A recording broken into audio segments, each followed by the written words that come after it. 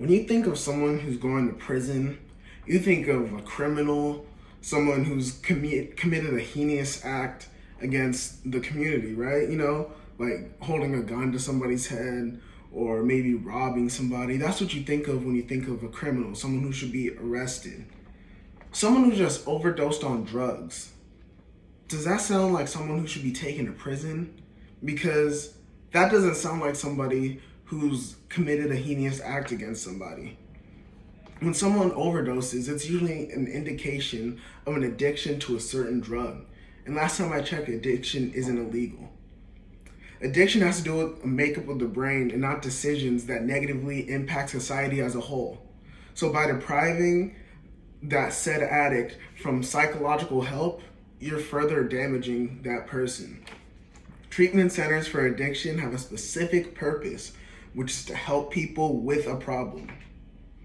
When you put someone who's mentally unstable in a place made for criminals and people who have committed acts against society, it doesn't help whatsoever. And in fact, it just makes them worse than how they were entering.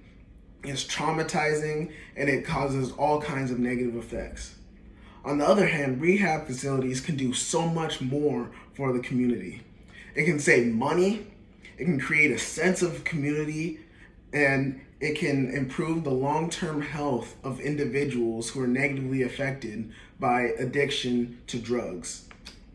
The way drug addicts are being handled is costing America so much money. It's an unnecessary amount of money that they're spending when they could be saving it and using it in other areas. The many costs that accumulate over the years are medical costs for overdoses, accidental injury, for driving under the influence. There's chronic illnesses caused by drug use as well. Not to mention bail, court costs, lawyer fees, and other legal fees that could be avoided if they didn't have to put these people in prison. According to dualdiagnosis.org, it is estimated that about half of all people who are incarcerated are there in part at least due to active drug use. Yet only 10% of them receive drug rehabilitation.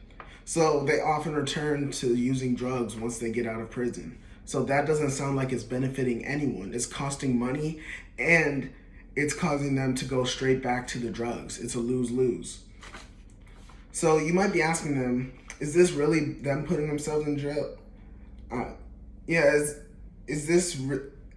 might be asking, is this really less than putting them in jail? And if you made this remark, you'd be incorrect, because initial drug treatment is less expensive than the cost to put them in jail, process them, all the things required to put them in jail. The long-term effect of each individual will be improved. They won't have to pay for health care as much. You don't have to worry about legal fees, bail, court, lawyers, things of that nature. The cost of law enforcement will go down because they don't need to go and answer these calls that should be answered by people who know how to deal with people with mental illness and addiction. So during a time when the government is billions, if not trillions of dollars in debt, doesn't this sound like a great alternative to save all this money? Another positive result of putting drug addicts into rehab facilities is that it helps the person become healthier. It also gives them a better life down the road. Rehabspot.com says that one of the main benefits of going to a rehab facility is the structure that it provides, and it gives them treatment programs and daily routines in order to get them back on track with their lives. Breaks are provided. Patients can take as much time as they need in order to recover. Addiction is a mental, physical, and a psychological disease. In people that have diseases, do you put them in jail because they're diseased? No, you help them. You give them the means that they need in order to improve themselves and get better. So effective therapy can reduce a person's chances of relapsing, get them back on track with society. They're able to pay their taxes, they're able to work, and all these things that feed money back into the community, as well as helping the long-term health of the person. So some naysayers might say that drug addicts might be dealers, or that they're doing this to themselves, so why do we need to help them? Well, according to NewYorkTimes.com, the drug court option is not available for those who face more serious charges. So if you're a drug dealer or a trafficker, or if you're accused of a violent crime, you will be put in jail, which makes sense because they have committed an act against society, not someone who has just overdosed. There's a difference between the two.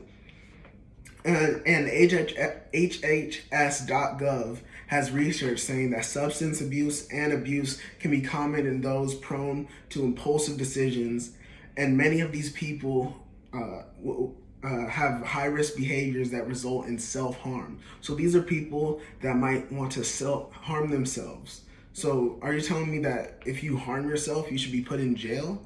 That doesn't make any sense. And finally, we have to make sure the consequences of the actions fit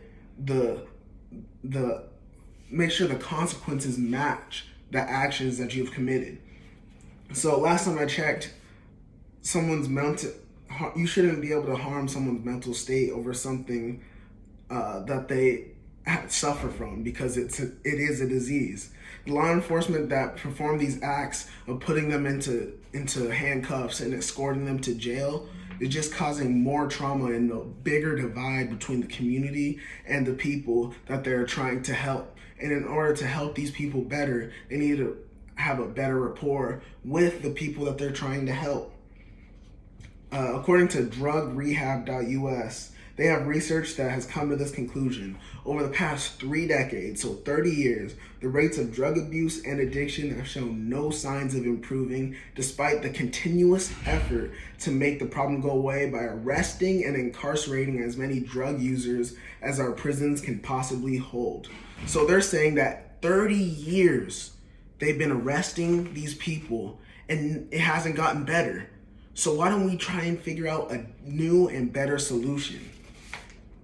So, to conclude this, I've told you that putting drug users into rehab facilities it only has benefits. By putting them into rehab facilities, it benefits them long term in their health. It helps them not be able to make these decisions, and it allows them to save America millions, if not billions of dollars every year, instead of putting these people into jail. By helping these people become a functional part of society, you are not only helping them, but you are helping America as a whole.